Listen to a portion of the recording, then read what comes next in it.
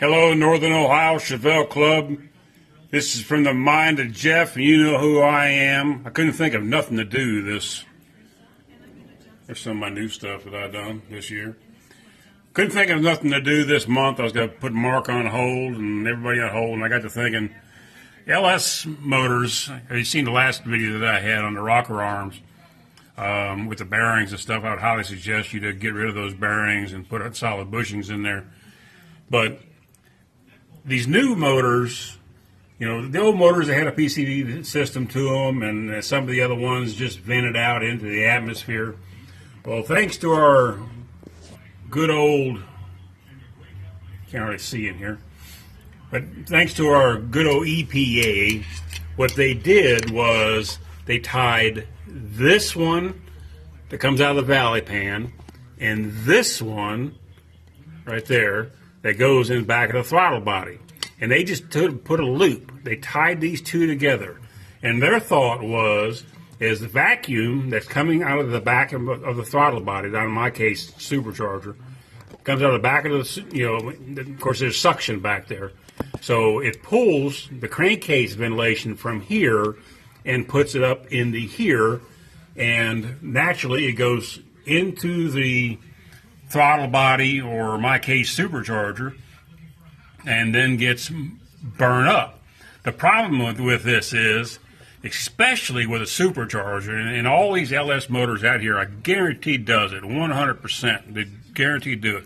Behind the throttle body here, actually in behind here, and if you open this supercharger cover here, you'll find all kinds of oil up inside that supercharger or in behind the throttle body.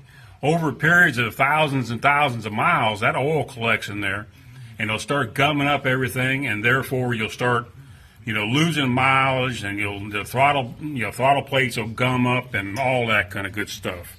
So to fix that, you have to run a catch cans.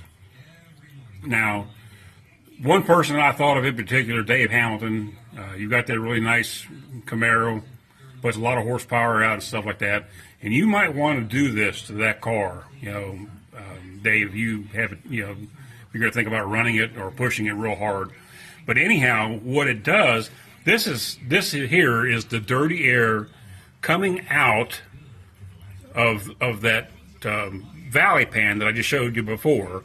It goes in there and it goes into this can, which inside this can there is a kind of like a Brillo pad, and it turns it. But it's not only oil; it's also the acidic moisture that gets trapped in. Like you start your motor up, and all the water runs into your out your mufflers or the seep holes in the mufflers or something. Well, it's the same thing with inside the engine as well. So this traps all that. So it brings it down. It turns all that gas into a liquid. It seeps down through this and then back into the throttle body as a gas and not a liquid. So your throttle body tends to stay 100 times cleaner than it would with just a non oil catch can situation. Now I've actually went a step further. I've actually come in and I've teed.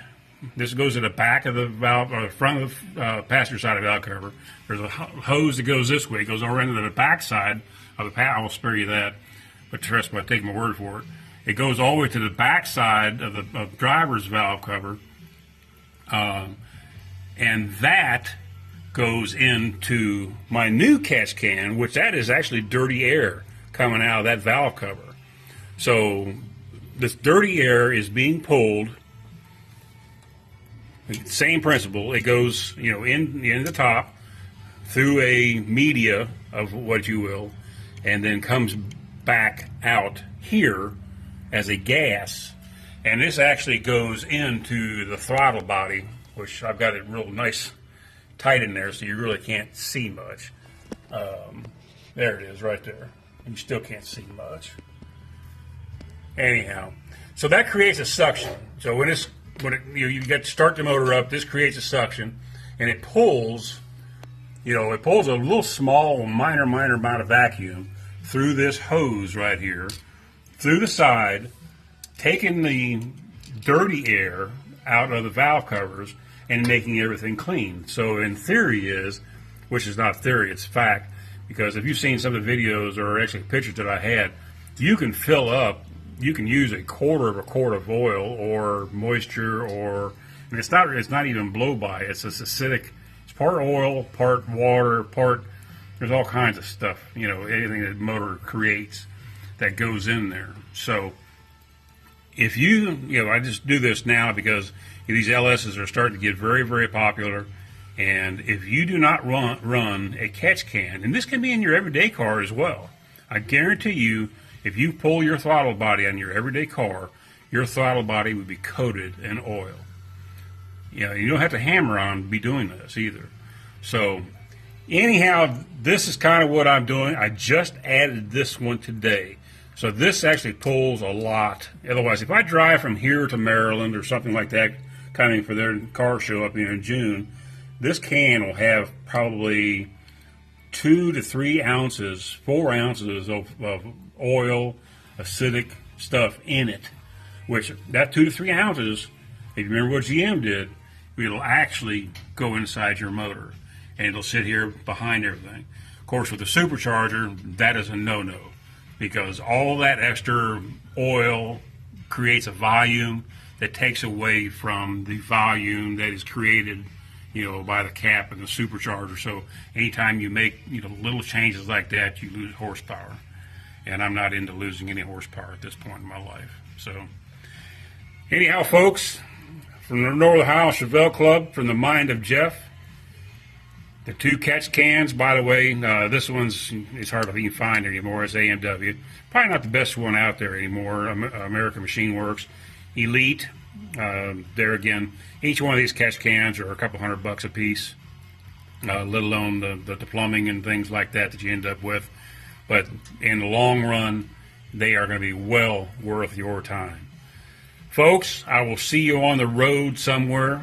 Hopefully I have some trips planned this year, and I'll talk to you later. See ya. Bye.